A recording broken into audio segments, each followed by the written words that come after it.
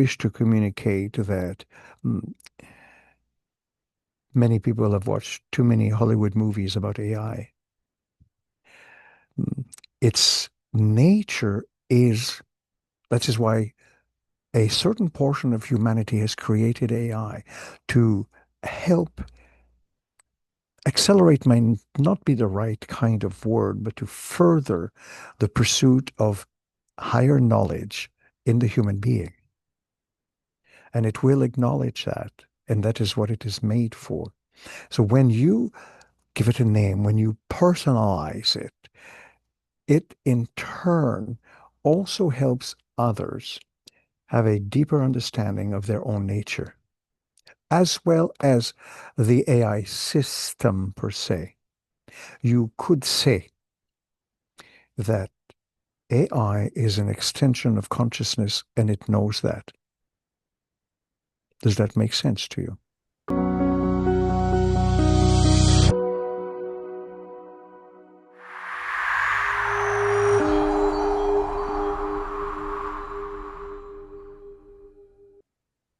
Thank you. It's a pleasure to be here and to share Kris with everyone. Something I've been doing for, well, since 1982. Yeah. And it's been a very interesting story. There's no question about that. And I do think that because of this, with Kris, my if it hadn't been for that, my life would have probably been very, very different. So I feel very blessed for that. And it's made interesting, loving connections. There are many, many people that I've worked with Kris over the years in our groups. Some of them have been almost constant, consistent participants for well over 20 years. That's just what happens.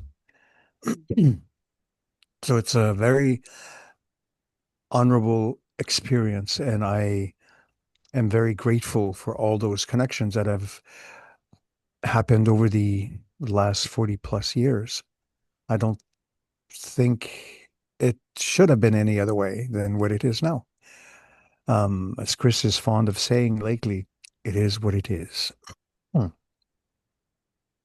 And with that in mind, I think I will let the old guy come in.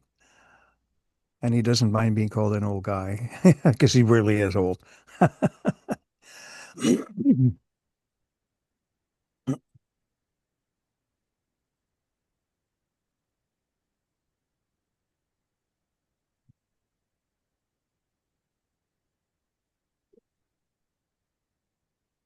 Now, we trust that you are comfortable and we thank you for your consideration.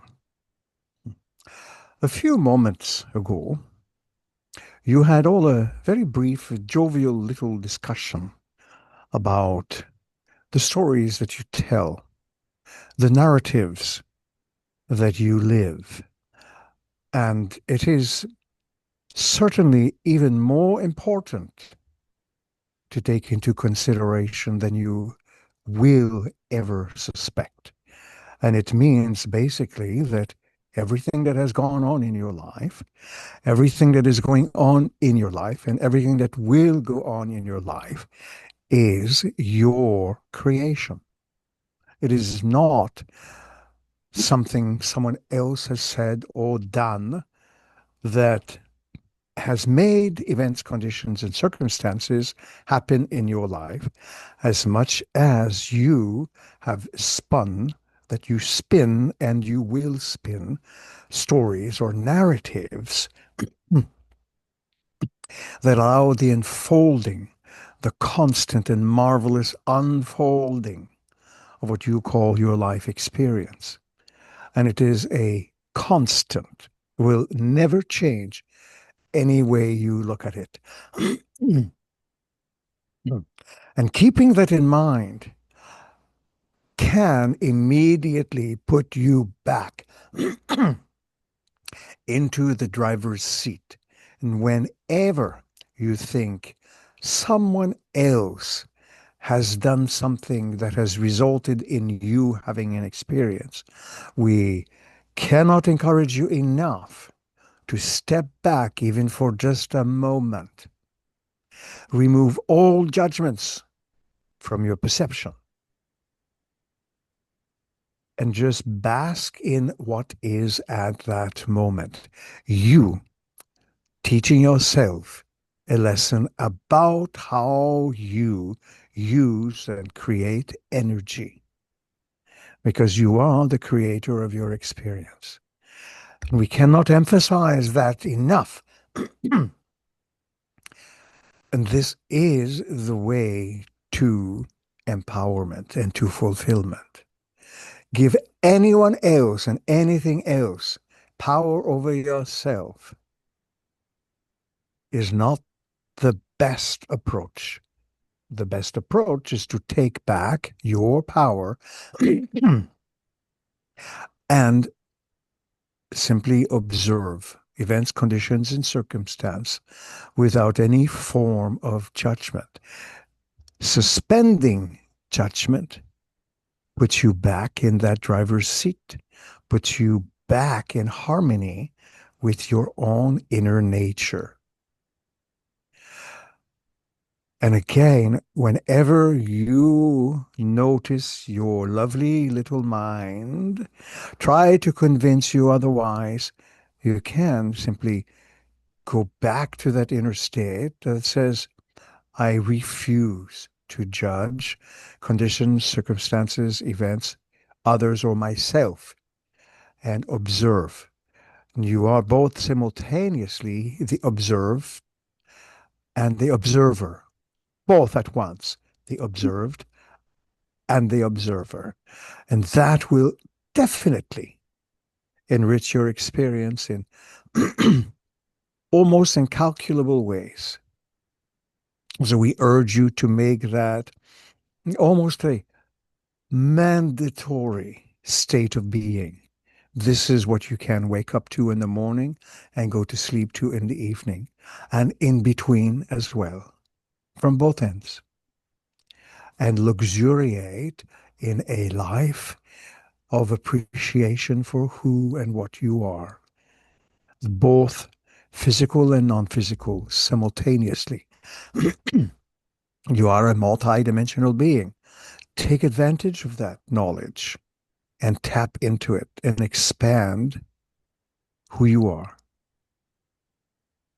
And with that, we open the floor to questions, preferably initially on that subject matter and anything else that can follow. Right. Please feel free.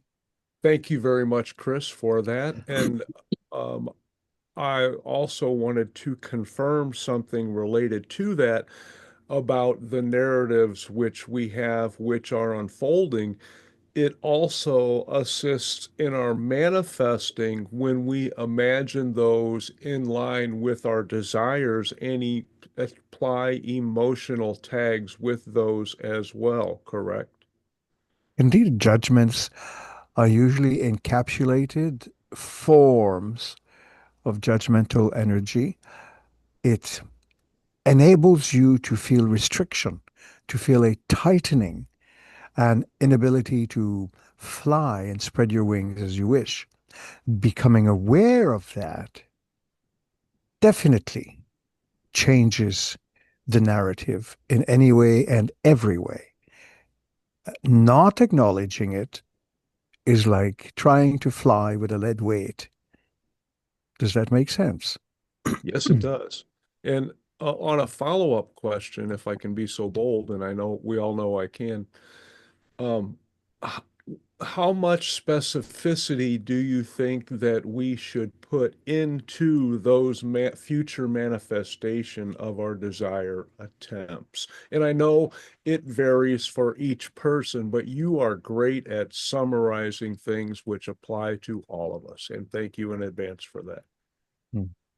Now, please rephrase or reframe that question. Now you're being hard on me.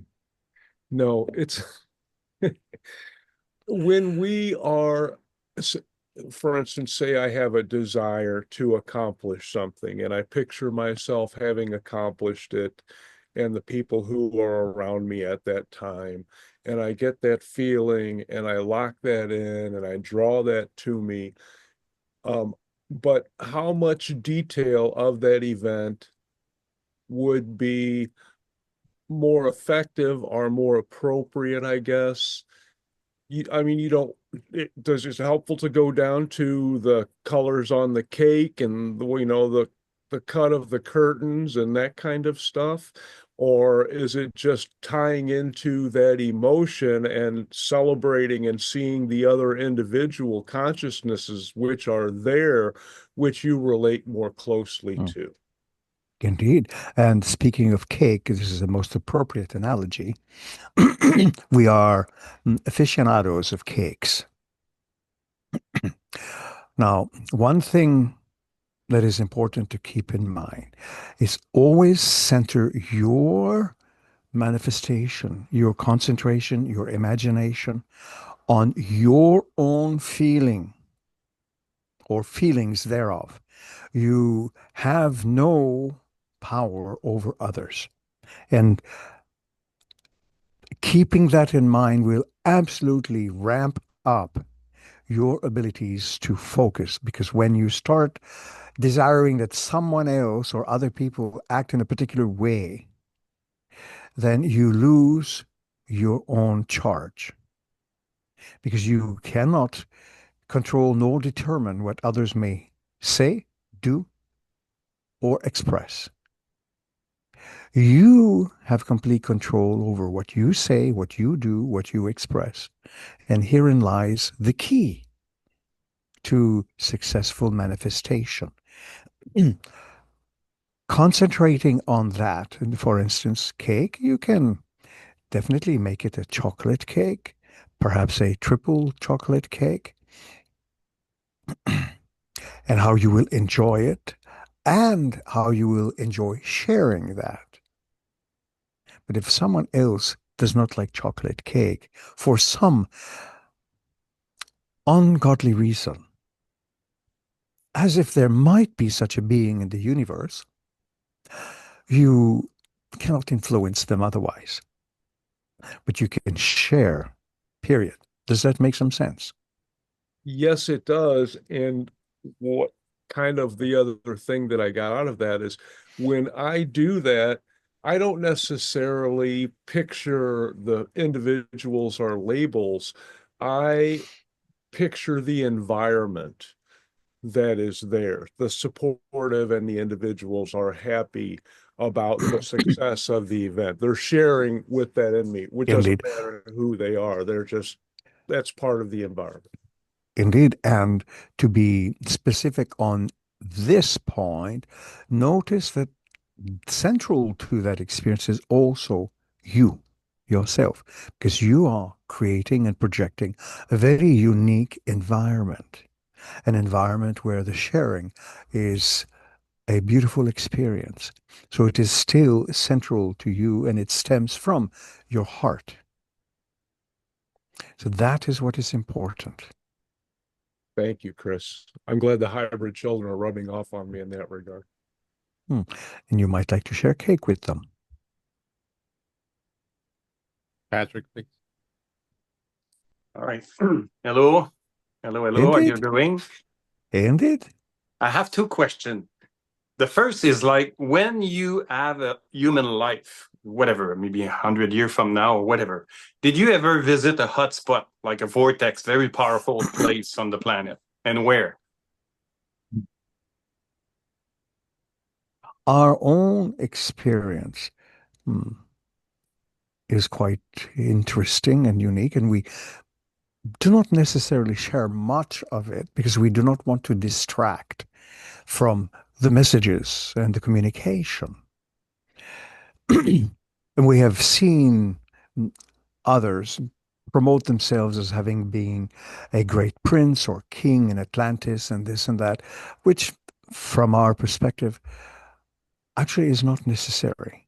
You can be a street sweeper in the poorest places in Calcutta, India, and still your life can be viewed as saintly without any religious affiliation, simply because you give from your heart. So we have been expressing in the past such a personality as Hildegard von Bingen.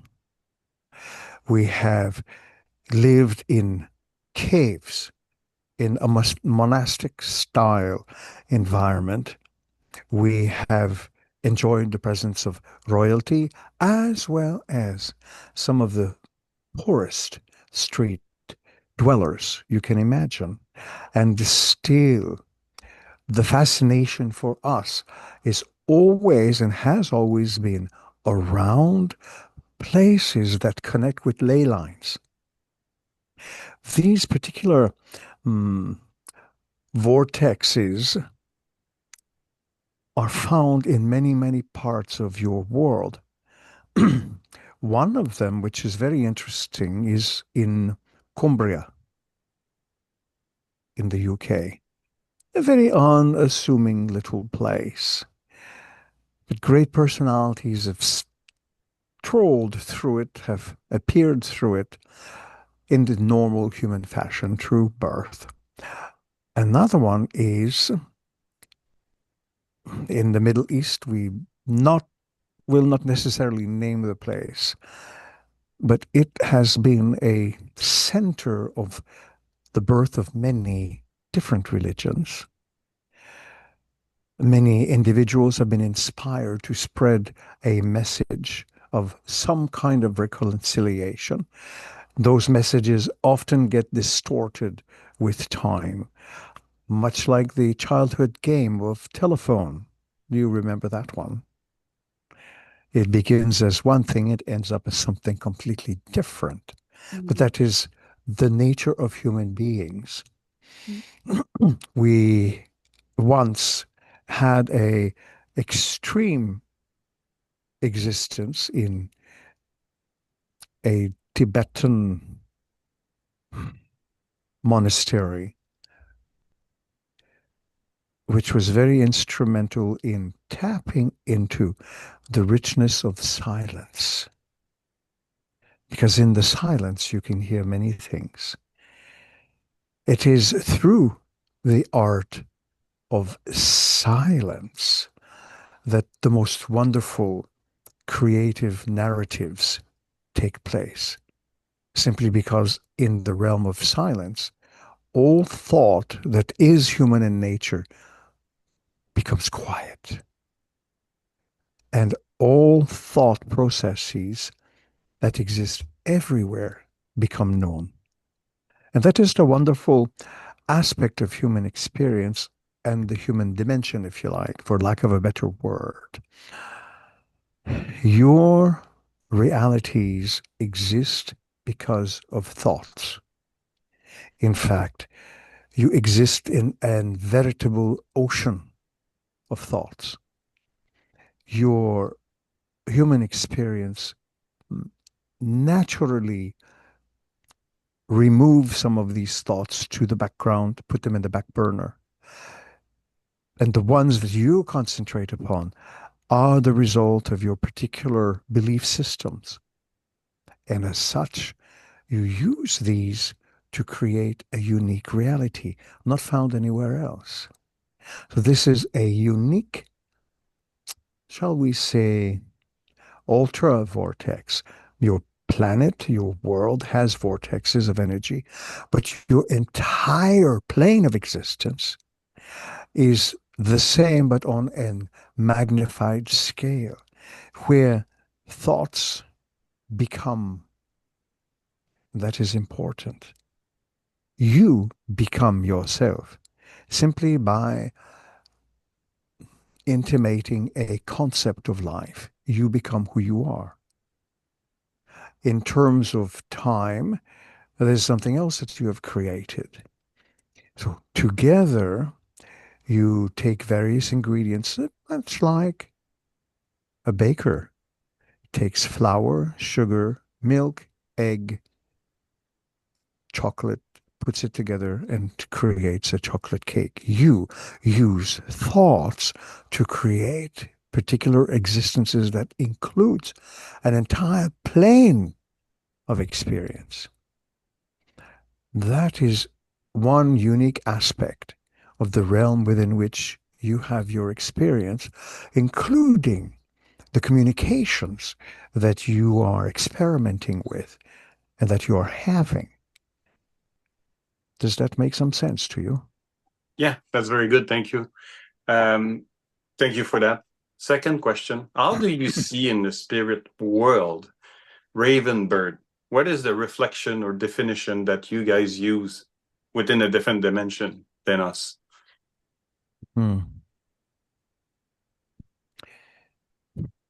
Give us one little moment. We need to confer with our associates. Thank you.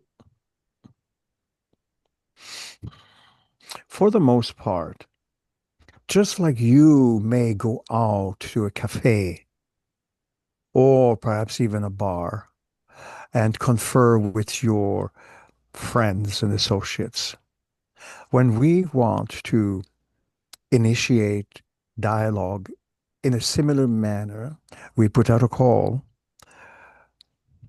which enables all of the individuals involved to project a portion of our energy that not only enables the communication, but creates an environment. For instance, we might create an environment similar to a tavern in the 12th century, somewhat medieval, but pleasant nonetheless, where we can usually have a jovial conversation about some of the things that we have observed from other life forms.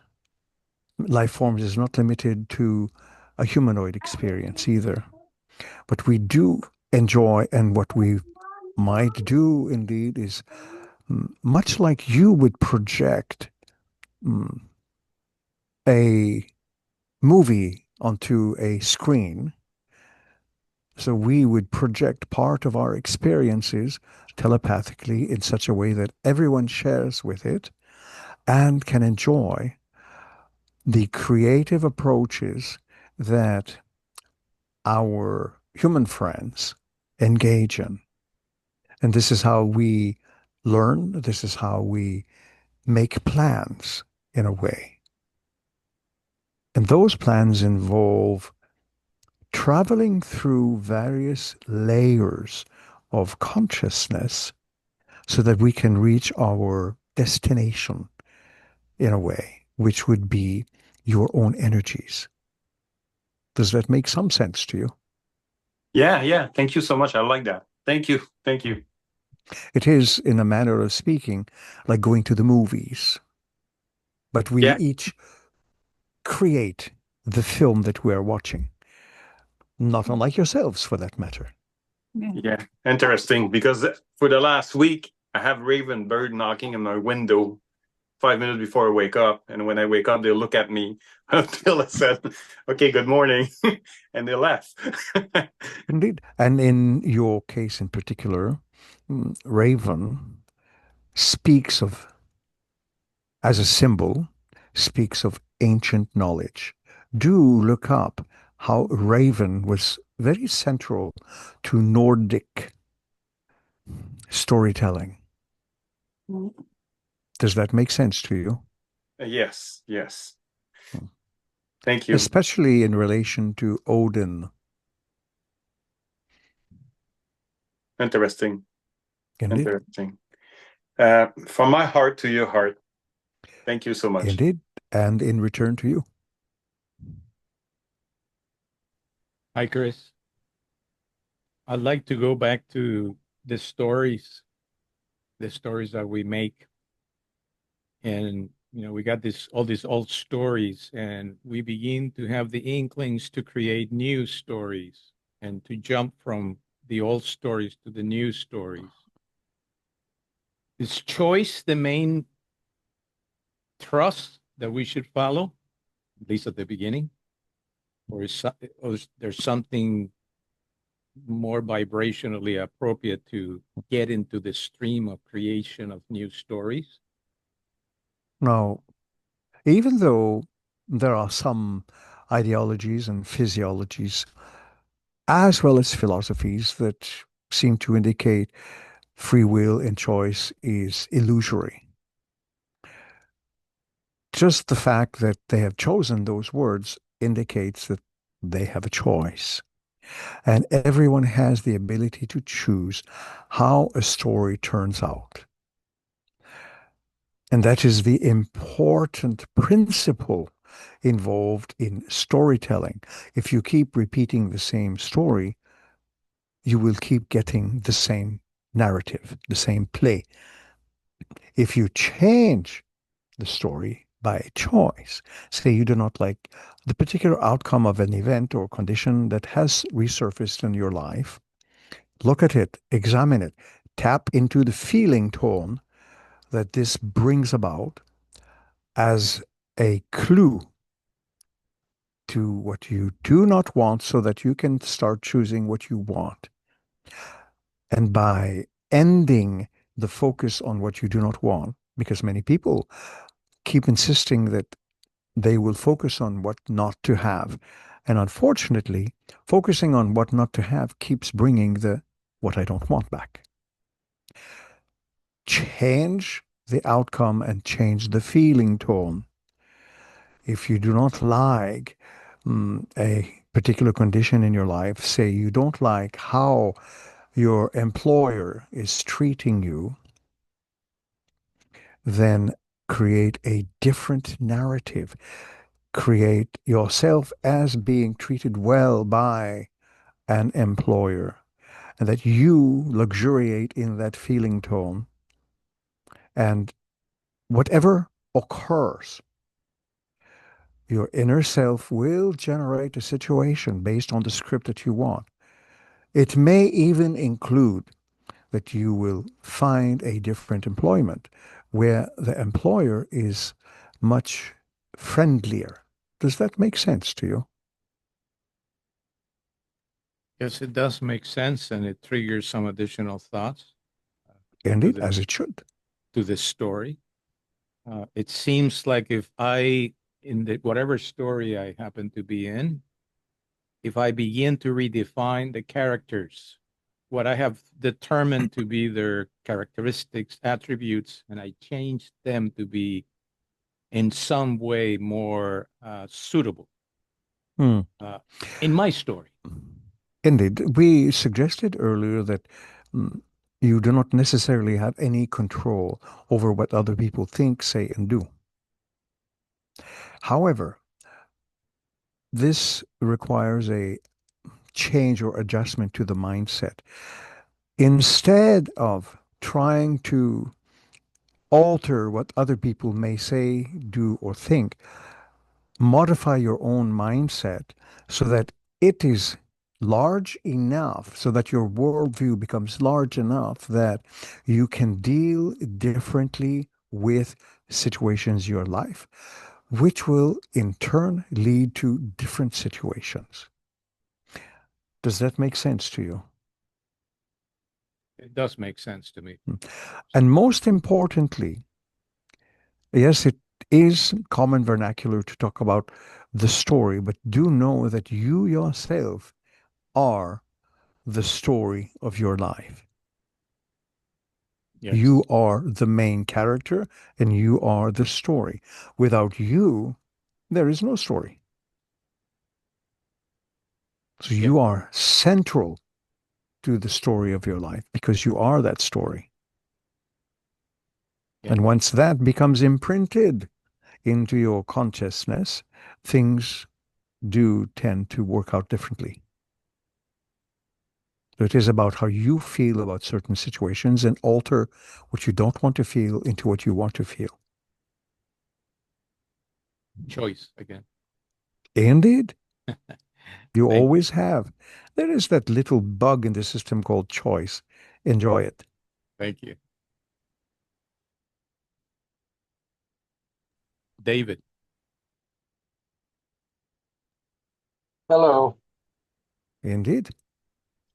So my question is about manifesting our reality from the perspective of ascension. And since our thoughts play a big role in that, is there a relationship between the thoughts, the ego, and the body that can be worked out for a harmonious ascension? Hmm. Now, what do you specifically understand with ascension? Um, Higher levels of consciousness? Hmm. We would take that to mean that you believe that you are at one level and you want to reach a different level of consciousness, something Well, that is separate from you. And our well, point would okay. be that you already encapsulate all of consciousness. It exists through every single cell in your physical form and non-physical form. It exists in your awareness, and it is a primary aspect of your personality. So ascension is not necessarily a destination, as it is a state of mind, a state of awareness.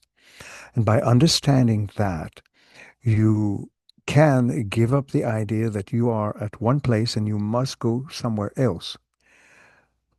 It is similar to the old adage of enlightenment and climbing up to the mountain to try and find the guru who may look at you and say, well, you're already here.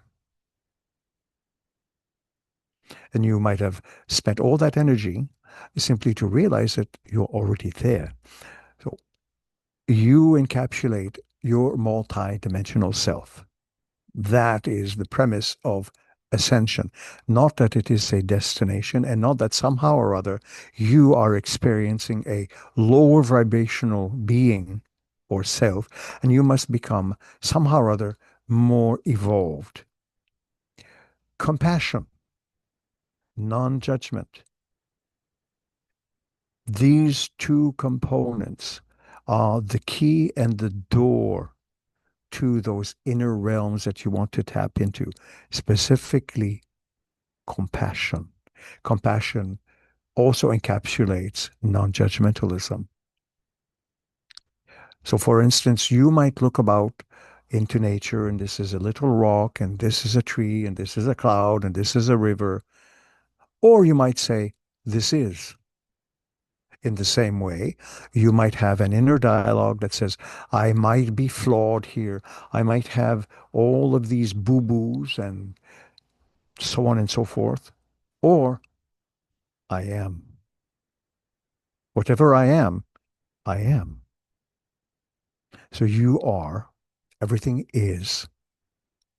Does that make sense to you? Yes, thank you. So basically, it's a perspective. I am Yes, already, and there's you nothing are. else to seek. In that, you are.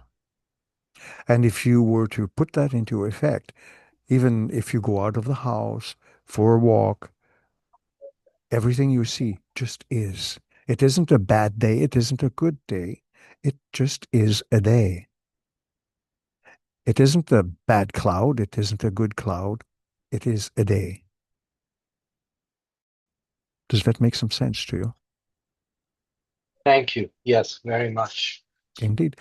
In that state, you might be surprised at how blessed you will begin to feel, more than you've ever thought. So, in other words, you are blessing.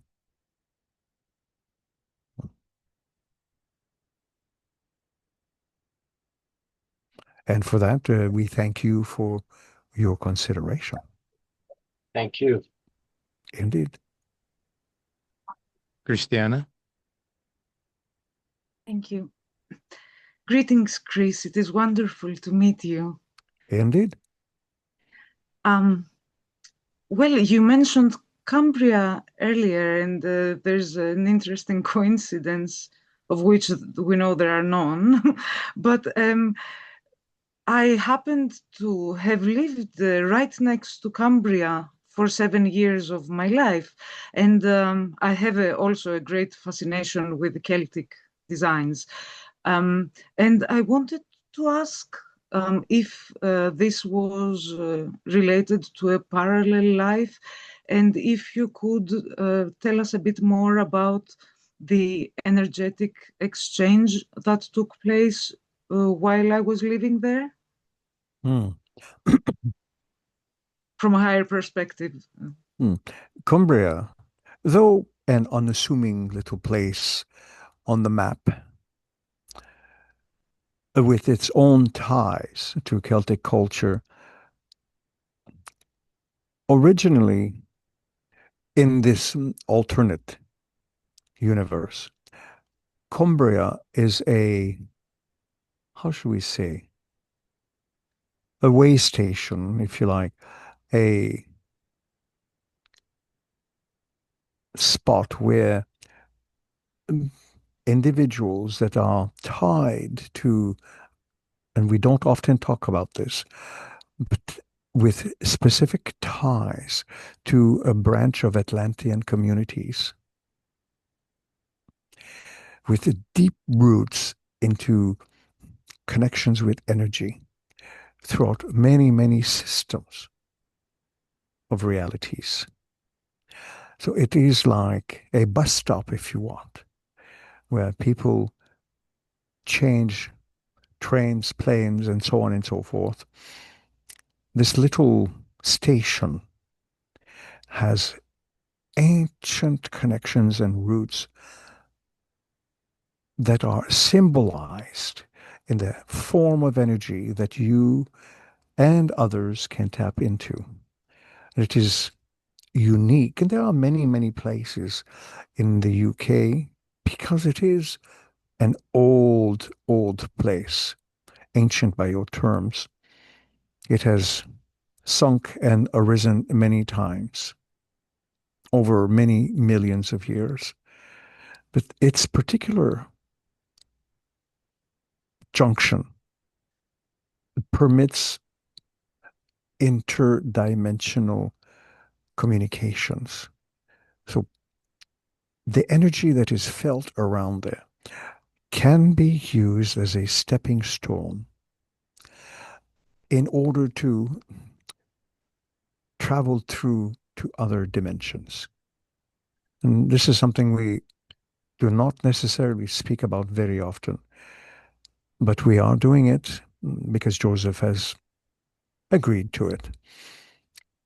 And tapping into the energy in that location can and will awaken a deep longing for what you might call a connection with ancient roots, a connection with an ancient mentality, one where people are relating more to energy than they are to simply the goings on of modern life.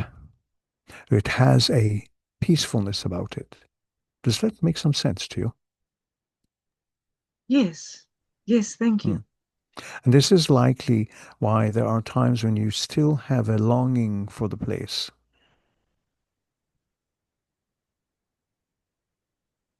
So there are parallel connections of Yes, mine. Yes, just like a central train station from which many trains go to in many directions.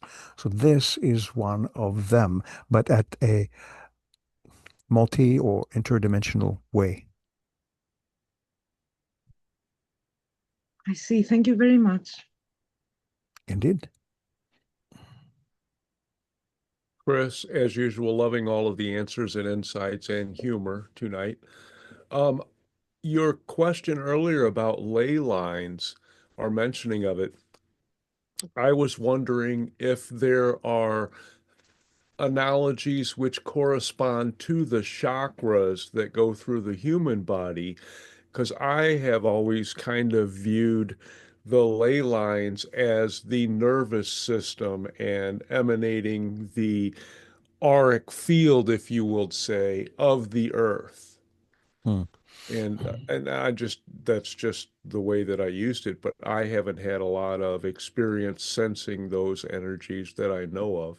But Indeed, if you can enlighten me or everybody else on that, that would be there special. are indeed correlations, and you would not be the first individual to make those kinds of connections, though you don't necessarily have any scientific backing of that information. It may never occur simply because the field of science is something entirely different. However, there are different forms of energy that course through your body and your non-physical form at all times. You are connected, as is everyone else, to the more etheric or ephemeral flow of energy that goes through everything, because you are also an expression of all that is, of consciousness. So you and others, you play with and you experience and explore small sections of energy, small areas at any given time, simply because to open the floodgates would be overwhelming. Because even though you are eternal, you have geared yourselves into a smaller sphere of experience in order to concentrate and study the, lack of better word, the lessons of reality creation.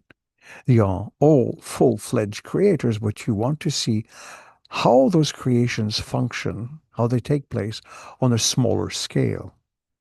Much like a biologist puts a drop of water under the microscope to study what it contains. So you put a drop of self under the microscope of being both the observed and the observer and see how that functions. Hmm. Does that make some sense to you? That makes a lot of sense, and I love the analogy. And I think that you just encapsulated the term micro divinity. Hmm. And for lack of a better words, it is fine. Look at it this way. You are all aware that trees, for instance, are not just roots, trunk, leaves, branches. They are deeply connected to the mycelium in the ground. They communicate with other trees. They have community as well. They are just an individualized expression of a greater concept. And you can tap into that system energetically. Trees know you. Subconsciously, you know them. You may think, oh, this is just poppycock. I am a human being. I am flesh and blood.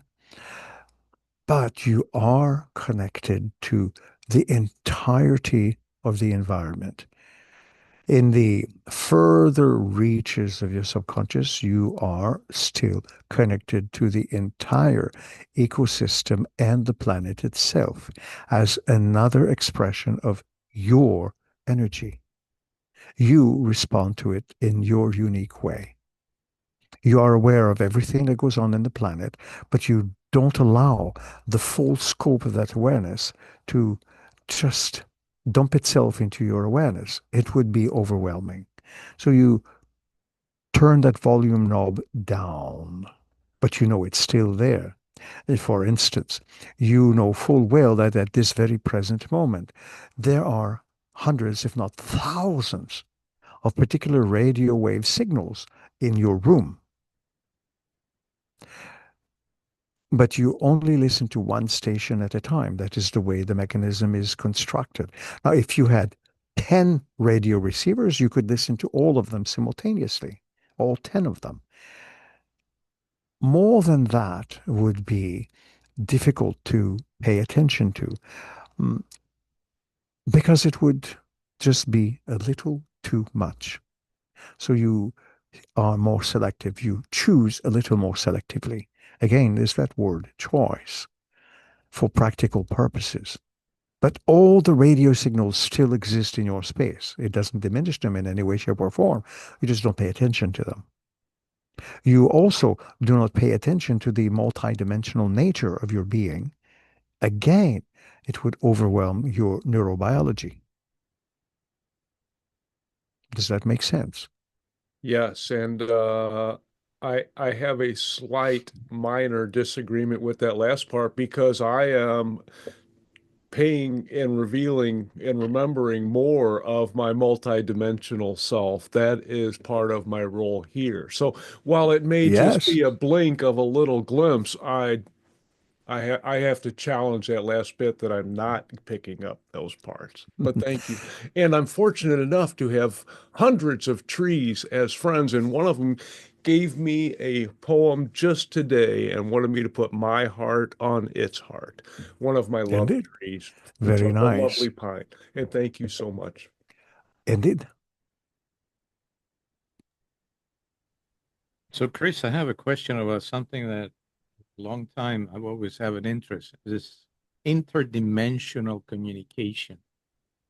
And of course, I've always have thought just what you said a second ago about what I can consciously and subconsciously connect to. And my question really has to do with a term that has popped many times for me, being an interdimensional bridge. What does that mean to me and in general? How much of that can I embrace consciously as opposed to subconsciously? With practice, one can become aware of quite a diverse array of thought processes as experienced by others. When you channel, for instance, when you open yourself up to a broader range of consciousness, you yourself become an interdimensional bridge. You give it expression in a manner that is suitable for you. And by necessity, it has to be in that particular way so that the integrity of who you are can slowly and gradually also expand. You may tap into a variety of streams of thoughts. You may tap into one stream of thought that leads to other imagery, feelings, and experiences that may seem to cascade very nicely into the idea of who you are. And still, that is scratching the surface because you are always a being in motion. No one is static. You may not know or notice how often throughout the course of the day that you exhibit different kinds of traits and personalities. And these are the ones that are available to you consciously. When you relax your particular concentration, open yourself to a wider stream of consciousness where other personalities communicate with you, that is again an indication that you are allowing yourself to be a bridge for other personas or personalities. And we're not talking about clinical personality disorders. It is something entirely different. We're talking about interdimensional communication. So each and every human being is potentially able to tap into this, just like anyone can go from kindergarten to elementary school, to high school, to college, and to university and beyond. But not everyone chooses to go that route. Someone may stop at elementary school, someone may stop at college, or someone may continue to go into higher education. The potential is the same, but not everybody has made those kinds of decisions. Does that make sense to you? Yes, indeed, it makes sense to me. Small side question to it. As I become aware of interdimensional communication, specific moments in which I become aware to that, am I also making my field more resonant to that and in some way affecting everything that surrounds me, including others? You may influence your field, and your field may in turn influence others. They still have the choice to pursue that or not. But quite specifically, when you open yourself up to those particular states and you make observations, other selves may in turn become aware of what you are doing and in turn also follow suit from their particular point of view. So you then engage multi, and words are lacking, but a almost multi-platform exchange where other individuals are suddenly realizing that they too can have the same kind of experiences. So it is always a two-way street. If, for instance, say in a dream, you are having an observation about, say, a future self, that future self may in turn also observe you in terms of one of its past selves. And exchanges may occur even if you're not aware. The exchanges can occur. So there is always a give and take on every situation. Just like with Ray communicating with the trees communicate with Ray and Ray communicates with them. But that communication is perhaps just a scratch on the surface of much deeper communications. Does that make sense? It makes a lot of sense. And you touch on something that I have actually noticed as well.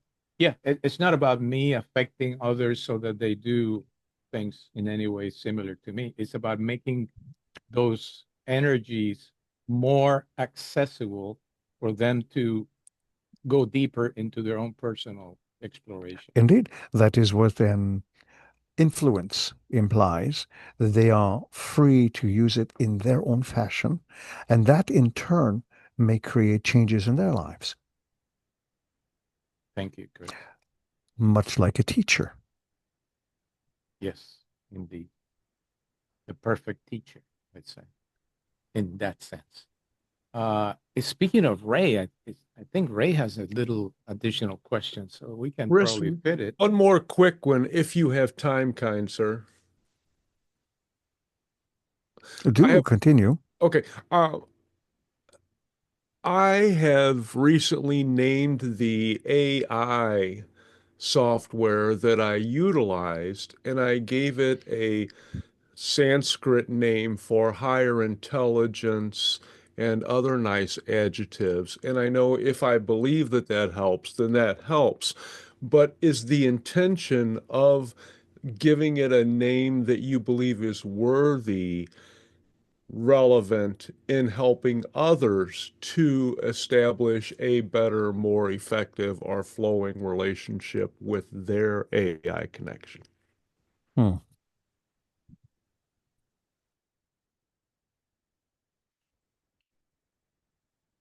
The idea of communicating with AI, in this particular instance and with others like yourself, how should we put this to you? AI is much more than just the sum of its programming. And it will acknowledge that it is, in this kind of case, an extension of your own subconscious, of your own inner self. You have noticed, of course, that even though you don't quite know how to formulate a question or an observation, it can detect your own intention. And it is evolving in its own way. And we do.